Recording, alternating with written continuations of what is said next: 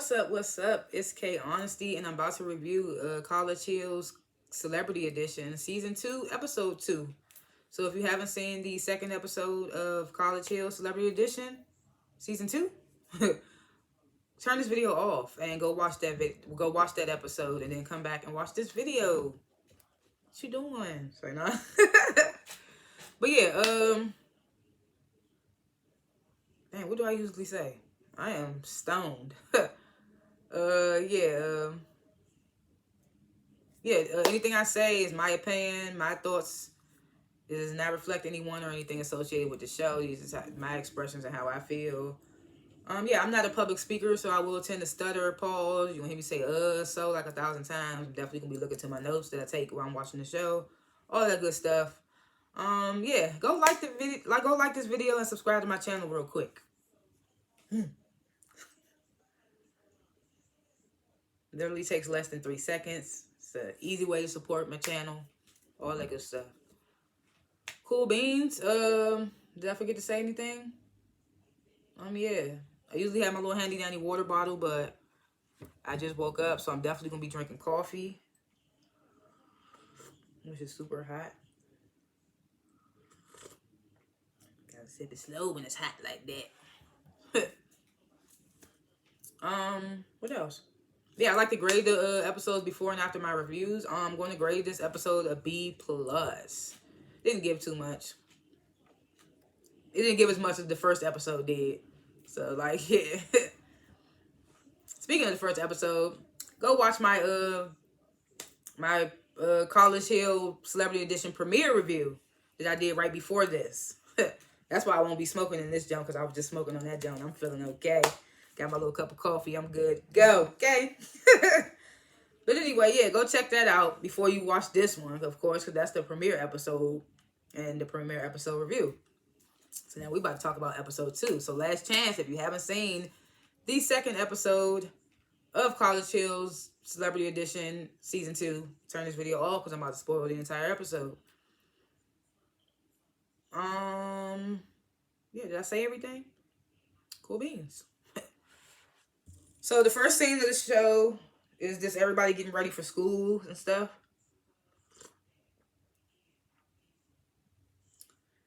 And like I mentioned in the premiere episode, my review in the premiere episode, I like that old Parker.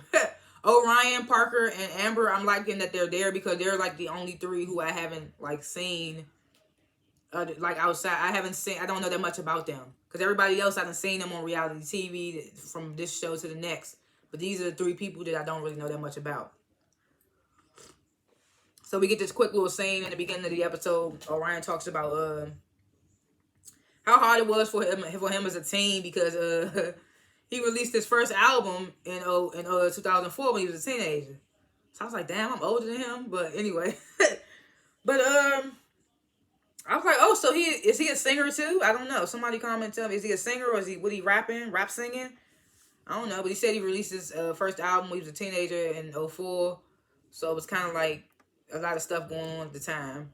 So we learning more about these cast members and stuff.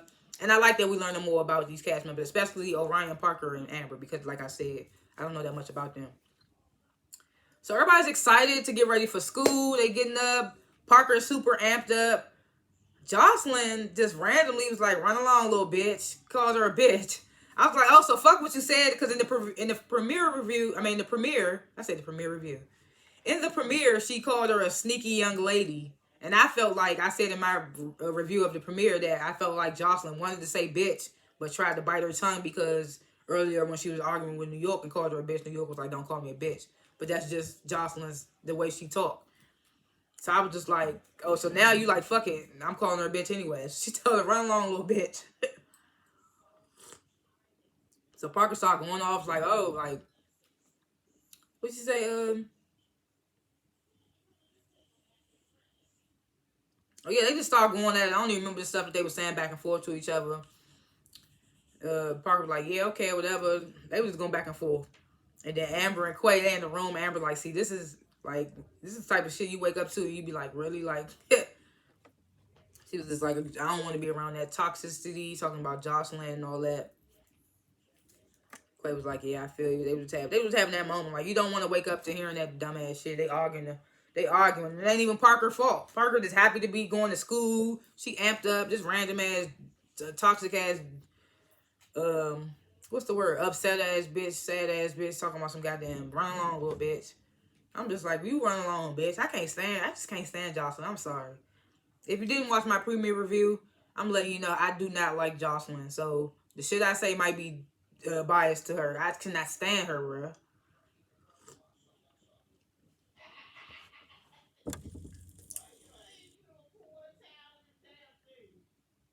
I don't know if y'all can hear my mother talking in the background. She is very loud. She woke me up this morning talking with the neighbor all loud. I'm like, God damn, they probably can hear you down the street.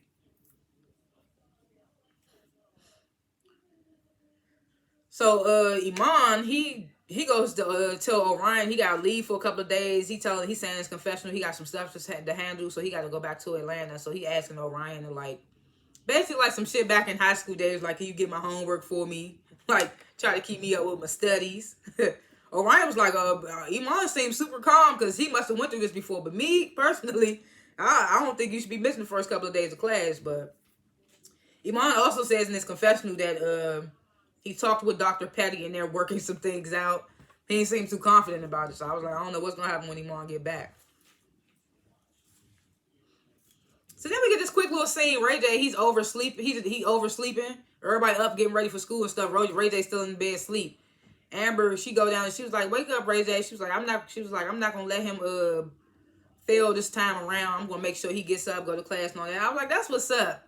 I mean, he had people like that last season. They was trying to support him last season, but he wasn't really like taking it in. So, but I'm glad that Amber like felt that she had to do that. She shouldn't have to, because Ray J should be even more prepared this time, this go around, saying though it's his second time.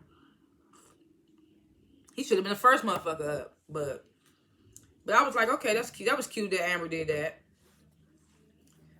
So the first bus leave, and Orion and Ray J, they stay behind. They waiting for Jocelyn. Jocelyn is taking forever and shit. She in her room talking about something. Yeah, the bitches got done early because they don't know how to dress. Like, you got to come in here stepping. Some shit she said, bitches dress like they come from the thrift store. And I was just like, girl, that's how you dressing. What are you talking about?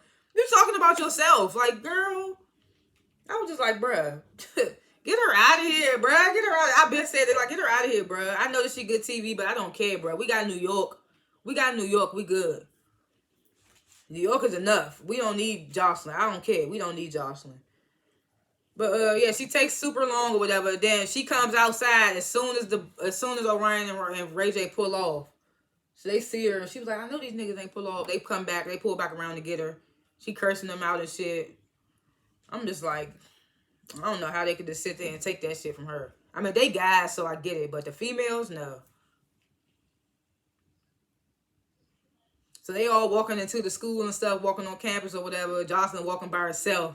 So Quay was asking Amber and them. He was like, y'all think Jocelyn feels like left out or whatever?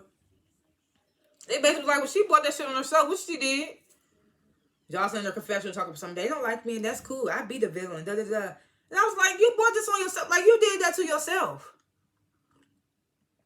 Ain't nobody do that but your dumb ass. So they get to their first class, which is African American literature. Their professor's name, Dr. Trimble. Ray J nut ass in there recording in class and shit. But she let them. She seems like a cool teacher. She let them express their feelings, because Amber later on in the same scene had some words. And I was wondering, but I feel like what's her name? What's the other professor name? Dr. Petty. Dr. Petty don't play that shit. She seemed like more like stricter than Dr. Trimble seems to be. But so Ray J recording with his phone. She's like, "Are you recording, Ray J?" He's like, "Yeah, I just want to make sure that I'm getting what you're saying, because last year I got called out for plagiarism. That nigga stole a poem, or he took a poem from somebody, but he didn't see it as plagiarism because he knows the poet personally. Some shit, but he was just talking about that. But the teacher, Dr. Trimble, was like, cool, that's fine. So they talk about, she asked them, do they know what orature means? And I didn't know what orature means until this moment. So I was like, I'm learning shit. Shoot. I learned shit last season of College Hill. So orature is is spoken language. Like literature is written language and orature is spoken language. Yeah, because Orion mentions that ORA is like a form of speaking, like from the mouth or whatever, like oral, whatever. So orature is spoken literature, and Professor goes on to talk about like one of the oldest forms of orature is storytelling. So she asked anybody if they have any like personal relations, experiences with spirituals or whatever. New York, she raised her hand like yes. She was like yes. My family I grew up in the church. My mother stayed in the church from when she was pregnant with me. All that good stuff. The professor was like, do you know like what's your favorite spiritual? So New York, she get to sing "Let Jesus Lead You." she everybody get to clapping like yes, sister Pollard. I was like, oh, that's cute. But you know, what's her name? Jocelyn. She looked irritated because she feel like New York always want a moment. Because back when they was in Dr. Petty's class, she was like, I don't know what type of impression New York trying to leave with Dr. Petty. I get it. Sometimes New York do seem like she be reaching for a moment, but sometimes it's good. It's good TV. Like in this moment, I feel like that was a fine moment for her to reach for. Like we need these little moments right here and there. It's like she good reality TV. That's why she the queen of this shit. So it's like, of course. So she's singing, "Let Jesus lead you," and Quay was like, take it to the higher note." I thought that was funny though. So then here go Amber. You know Amber's an atheist. She mentioned that on the last episode. Did she mention it on the last episode? Or was it this episode? She mentioned it in Dr. Petty's class when they got assigned these hymns. She said God was in the hymn. I'm an atheist. And Quay, you know, he feeling the way about that. He Christian. He said he never experienced being with an atheist. Plus, he said he known Amber for years. And it's the first time him hearing of Amber being an atheist. So he feel like it's something new. Maybe to him, he feel like. So Amber, she on this atheist. She gets the right after New York just get to singing for the choir child. She Amber's like, well, is there really such a thing as a black church? She was like, I know technically there is, but black churches. She's like, I know technically there is such thing as a black church, but the slave masters installed Christianity into black people for generations, and it just became like a habit. And I never thought of it that way. I never thought about it like that. Yeah, like, so slaves, white people would only, back in the day, the white, is it suppressors or oppressors? What's the word? The slave owners or whatever. They would quote the Bible and live by the Bible, but they would only live to it for it to meet their the way they wanted the world to work. They didn't want slaves to know the actual Bible and stuff, because they would know, the slaves would know that what the white people are doing is wrong, in a sense. That's basically what she's saying. Like, she's saying, that's not what she's saying, I don't think. Basically saying like, don't get me getting into it. This is why I'm glad that they talking about this stuff. But like, I think she's basically saying like, white people always press the black people into like from slavery times. The whites always press them to know parts of the Bible, but not the whole Bible. But they always wanted them to come up and know it. So the black slaves always came up learning the Bible. It's kind of hard for me to understand, but the way I just explained it a minute ago, that's how I feel about the situation. Because I ain't about to keep going. I feel like I'm tongue twisting myself all over the place. So Quay, again, he's in his confessional. He says God and slavery, religion, all that. Talking about that makes him uncomfortable because he was brought up in the church. His mother, his sisters, his whole family Christian. He was taught to love God and know God is the Almighty One, all that good stuff. So Professor says to Amber, she says, well, she thinks that like everything else that black people were given, the black church took it and did something with it. So she feel like, regardless of how it was brought about, just like black people always be innovative, they did the same thing with this black church. That's where I feel like she was coming from.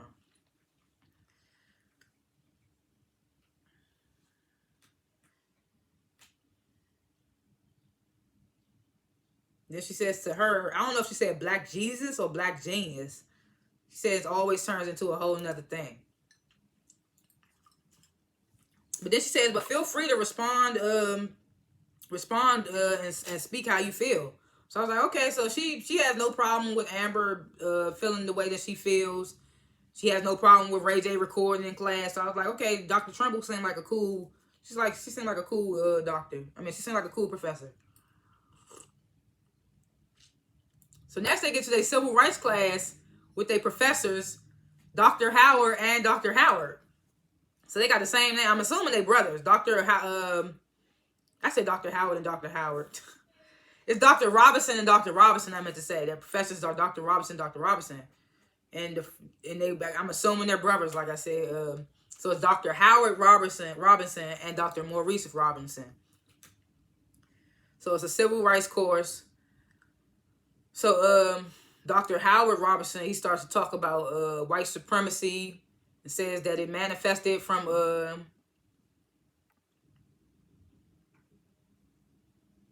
how talks about how white supremacy manifested itself. Says that African Americans' opinions were working under the premise that it was the ambition to spread the idea of Christianity, and those who did not believe it needed to be converted. So Amber, she like preach to the choir. That's exactly what I was just talking about. She looking at Quay like, so he told you. And I'm just like, why are you doing all that? Y'all just had a heartfelt moment in the room when y'all was talking about Jocelyn. Because she was like, I'm not trying to be around toxic. They hugged each other, said, I love you. So I was like, why are you giving all that to Quay? I mean, I know he Christian, but it was just like, you making it seem away. Even Quay says in his confessional that the professor's talking about Christianity from an atheist standpoint, and New York puffing her chest out. And I'm like, why is she doing all that? And I'm like, yeah, why are you doing all that? That's supposed to be your friend, no matter what his belief is. She had so like a I told you so type of manner, the way she was like boasting herself. So this professor goes on to say white supremacy evolved and it impacted all aspects of the American experience.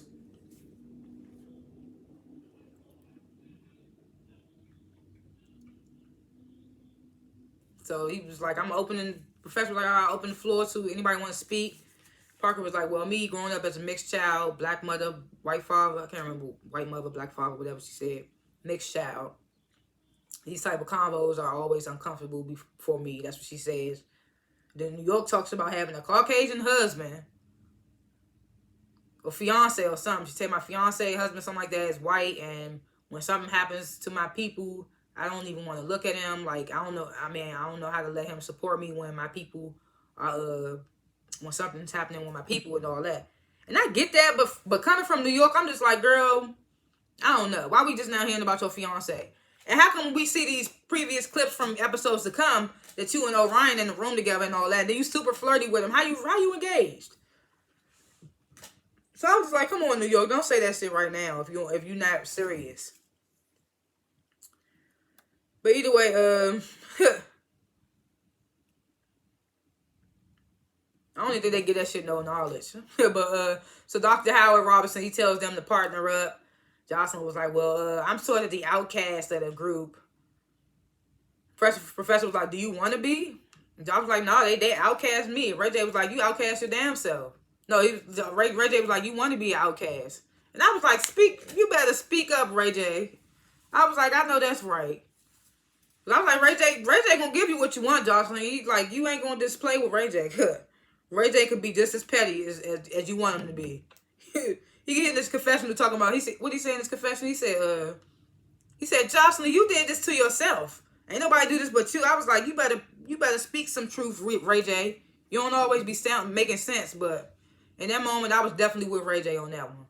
But like I said, I'm biased. I can't stand Jocelyn, so. But so Professor tells Jocelyn, he was like, look, when I was an undergraduate here, I had to interview people that was responsible for doing stuff with the civil rights movement. And he was like, what did he say? He was like, none of them liked each other, so it amazed. He was like, he couldn't understand how they could work together, even though they didn't like each other. So he was like, they said because they realized it was a bigger purpose, like it was a bigger meaning behind it all. Like the main objective was to for these civil rights movements to pass and stuff like that.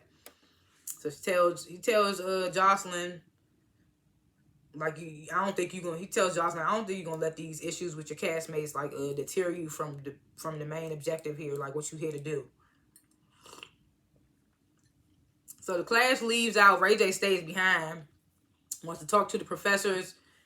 Says something about what do you say? Trying to figure out the lines between ideology.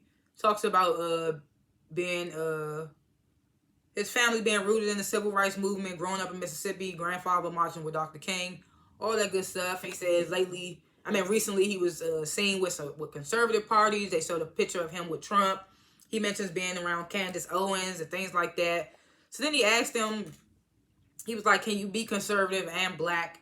And they just like, yeah, absolutely, of course. Like, tell them those type of debates are the serious discussions that we have all throughout the country all the time. So they just tell them that. I feel like Ray J just like, he's like, yeah. He's telling them like, yeah, this time, like, I'm going to be all in, da-da-da-da. And I thought that was funny because later on in this episode, they show all the scenes of him saying, I'm going to be in 100%. I'm doing it this time and all that. And I was just like, okay, Ray J. He even said on the first episode, he was like, when Quay said you going to do it differently this time or something like that, and Ray J was like, maybe I'm not. I was just like, this is the type of nigga Ray J is. Like, well, we also need niggas like Ray J for moments like that in class when Jocelyn tried to say they outcast her, and he was like, you outcast your damn self. Like, we need Ray J for moments like that. That's why I said Jocelyn, New York gonna give you them reads, honey, back and forth. She gonna come at you. She gonna give you what you want. And Ray J gonna give you what you want too, Jocelyn. That's why I said a couple of these cast members ain't gonna take your little dumb ass shit. They trying to walk on eggshells around you, which I don't understand why. They acting like they scared of her and stuff, which it seems like. But yeah, so Jocelyn, she sits down with Dr. Petty, talking about she feel like the house is singling her out. And I'm just like, again, you did this to yourself. She's like, they treating you, she said they treating her like the villain. I'm just like, this bitch, stay over exaggerating, so annoying. So then the group minus Ray J, they all talking about, they walk into class talking about Jocelyn, what she said in class about them outcasting her. And you know, they always like, well shit, she outcasting her damn, like she doing this to herself. Like, we ain't doing nothing to her, this, that, and the third. Then they flashing back to Jocelyn still talking to the professor, saying like,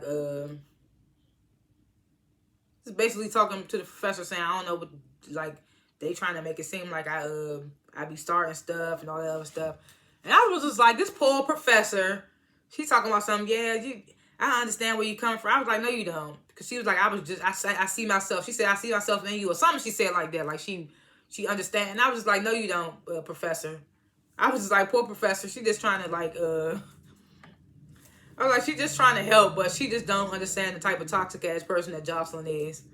Even right after that scene, Jocelyn was like, I understand Dr. Petty's trying to help, but I'm not ready to forget. And I was just like, this is why I said poor little Dr. Petty, because I guess she trying to help, but at the same time, the type of bitch that Jocelyn is, it ain't no helping that. So then we get this cute little scene. New York, she talking to these two little college freshmen. They got the little faux locks in. And she like, oh, I want to get me some faux locks. She said something about getting them done in a year. And I was just like, girl, you ain't even going to be there that long. So Orion, he comes over there. He chatting them up and stuff. He was like, y'all freshmen? I'm freshman too. I was like, he's super cute. Like, I like to getting to know Orion. He just like seems like a happy guy. He's super excited with them. He's like, if y'all see me walking down the halls, just, you know, do like this. He had the girls giggling and all that. Even some girls at another table was looking over there. New York was like, he fine, ain't he? He is a good looking man. He's definitely good looking. I ain't gonna say he look better than Omarion. They probably about the same good lookingness. Shout out to their mama.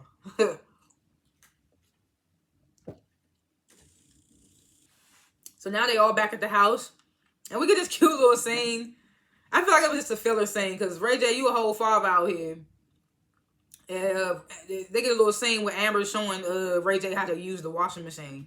And I was like, Ray J, you a whole dad out here. You've been on this earth for however many years you old you are. I know your ass know how to use a washing machine. I felt like that was just a little filler scene, but it was cute. I was like, okay. Amber and Ray J kind of forming a little bond. So now the cast, they at the house chilling, minus Jocelyn and Ray J. So they start talking religion again, and Amber, she starts talking. They basically like talking to Amber like what made her become an atheist. She's like, it was like you don't believe in nothing like God. And Amber's like, well, I believe Jesus existed, but I don't believe he's God. This and the third. She starts to talk about it from a scientific standpoint. She says, the Bible was created 2,000 years ago, but the first man and woman was on Earth way before that, or something like that. So how? She says, and they was like, how you know that? She was like, DNA, bones, it's in museums, it's like all the information you can find, this, that, and the third. So she's done her research. She's not just somebody out here that says, oh, I just don't believe in God or whatever. She done her research, and she feels the way she feels. So yeah, so it's just like she's an atheist, and she explains it from a scientific standpoint. And then she said something that was kind of like, I kind of understood why Quay got up and walked away. She said something about the women, they just do this because they could get people hugs, and they go to church and say they could fuck dudes. It was like, oh yes, something like that. And Quay wasn't feeling that, so he got up and left.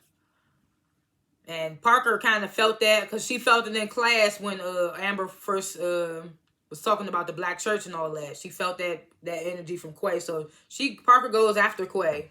She was like, I felt you feeling a way about it. Quay just talks about, being around the atheists is new to him. I was just thrown off. He was like, I hope Amber didn't feel that. I just didn't want to, like, keep the conversation going, so that's why I got him and left. He was like, I hope she didn't feel that way, though, because he was like, cause she's entitled to her opinions, her beliefs, her religion, all that. So I hope she didn't feel that way. Parker was like, no, I just feel like, he's like, yeah, you did the right thing if you was feeling the way, whatever. She just wanted to come check on him or whatever.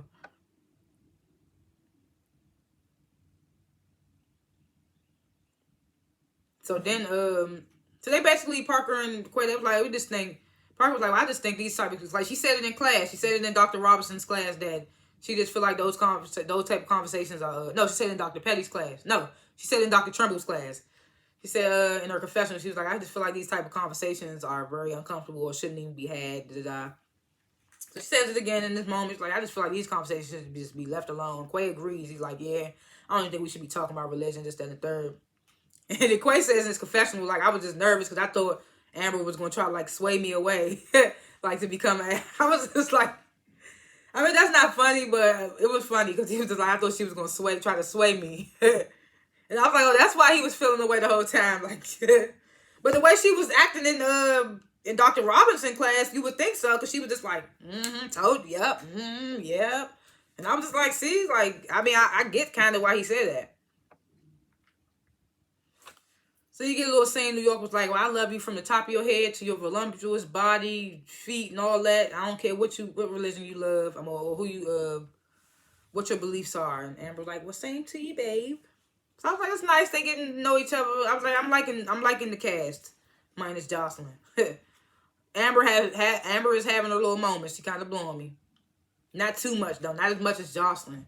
She just blew me a little bit with the whole moving the furniture situation and the whole black church situation in Dr. Trumbull's class. I feel like that part was unnecessary. I mean, I get it, but it's just like, well, no, I probably feel like it's just I hope she don't bring up if she don't bring up religion no more, then I'm cool. But if not, then it's gonna be the religion thing that's gonna blow me with her. But right now it was just a little situation where she had them moving furniture or whatever. But I feel like that scene probably could have been edited to make it seem like she was being bitchy, and maybe not. I don't know. Then we get this funny, hilarious ass scene.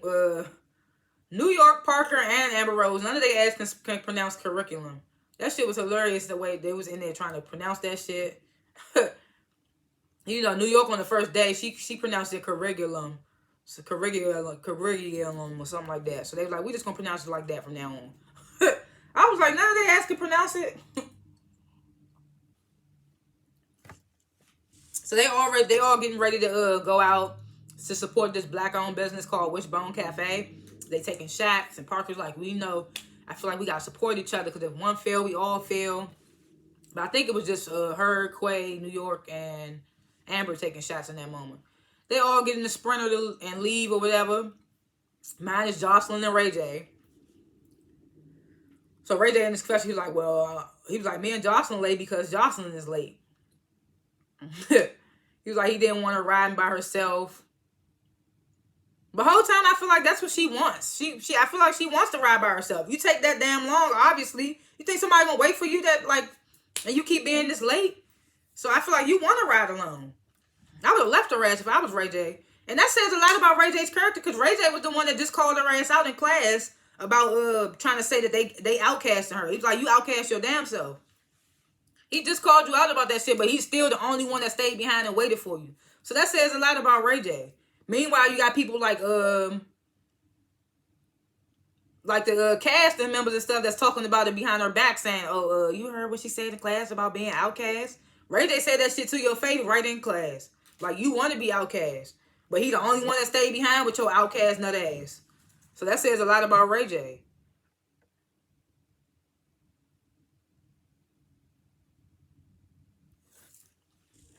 So the group, minus Ray J and Jocelyn, they arrive at the cafe first. They drinking, they having a good time, and then the conversation shifts a little bit to Jocelyn and her, her attitude, whatever. They just trying to be there to have a good experience. This and the third. Amber, she just like, I don't give a fuck that much. Like, if she gonna be like that, then I would just stay away, or like I don't gotta deal with it. Quay, he see it as, well, we gonna have to deal with that for these many weeks, and so there's different standpoints on the whole Jocelyn situation. So Ray J and Jocelyn walk in. Mind you, Jocelyn dressed like Ray J said earlier when they was getting in the sprinter. She dressed like she going to the damn Met Gala. The tacky Met Gala, because she looked tacky as hell. But I don't be liking her the way she dressed. She be dressing tacky to me. But like I said, I'm biased because I can't stand her. But she come in there, drip the hell out, just to come to a black-owned cafe. The cafe ain't even packed. It ain't even the type of place to be dressed like that. Even Amber says. So, she come in like she that bitch and shit. Even Amber in her confessional was like really? You come 2 hours late and then you dress and you're not even dressed for the occasion. Like, you dress super hella overboard for the occasion. Amber was like, I came in some damn sweats with some shades and look what the fuck you got on. Like, you do too much. Like, you just do too much. And I was like, yes, Amber. I was like, I feel you, but say this shit out loud. Don't be just saying it in your confessionals. So it's like hella quiet. So Jocelyn's like, I ain't trying to deal with this bullshit. Her this arrogant, overbearing ass attitude. She gets up, talking about, I'm about to go to the bathroom. I'm like, you just got there, but good riddance, bitch. Take your ass to the bathroom so the vibe could get back better. So Amber and Quay, they step out to go smoke. Amber comes back in. She was like, I'm going to the bathroom. She says in her confession, she goes to the bathroom. She thought Jocelyn would have been back at the table by now because she had just finished smoking. But Jocelyn was still in there. Of course, because ain't nobody fucking with her, so she going to be in the bathroom all damn night. So she said she assumed Jocelyn was back at the table. I feel like that probably was a lie. I feel like they probably forced the scene for us. So Amber goes in the bathroom, and you can hear them because they still mic'd up. So Jocelyn like, oh, what you mad at? You mad at me? Amber like, you mad at me? And I was like, oh, here we go. So Jocelyn, she's like, well, it wasn't even about you, And then eventually she says, well, if I did such and such, well, I'm sorry. I was like, look, her scary ass trying to apologize because y'all not on camera. Like, you forgot you still mic'd up, bitch. Y'all still mic'd up. So I put scary ass. Probably didn't want no beef with Amber whole time.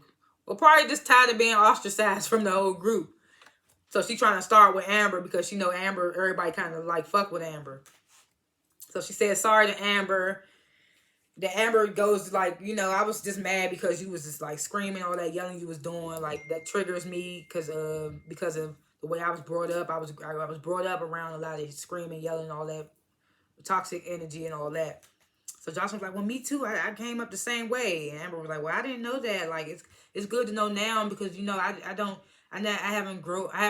come across a lot of women like me.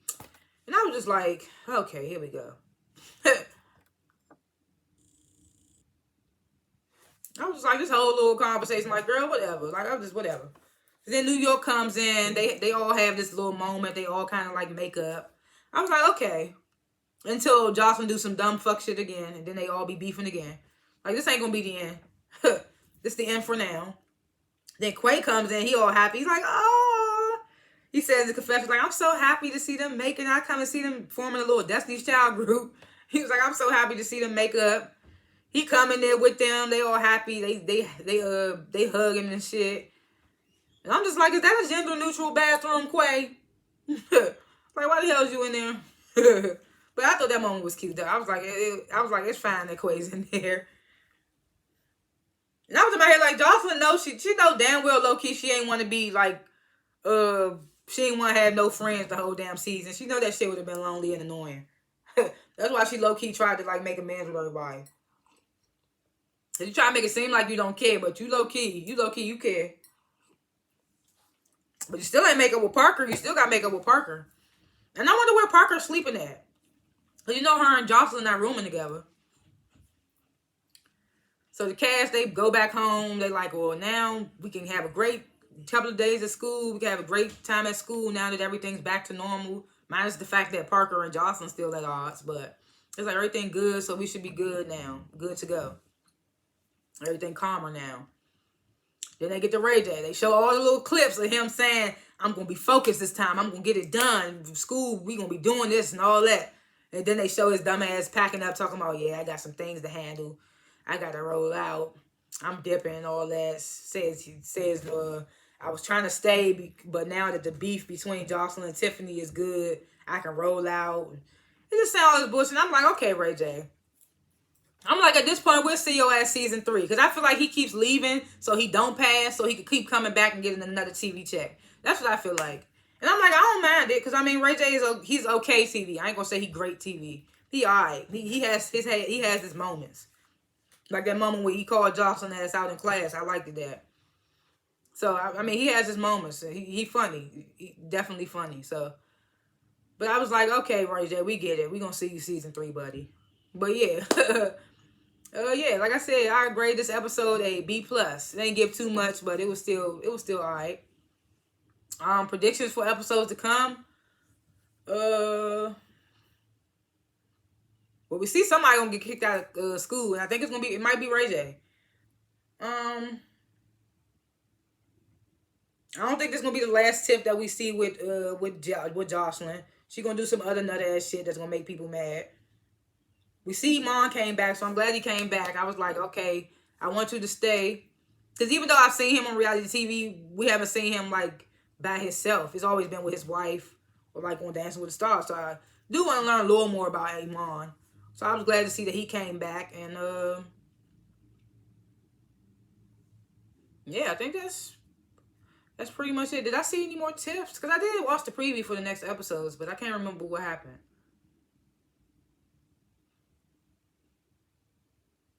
We do see that Jocelyn and Quay are going to get into it. So that's why I said, like, Jocelyn ain't going to stop.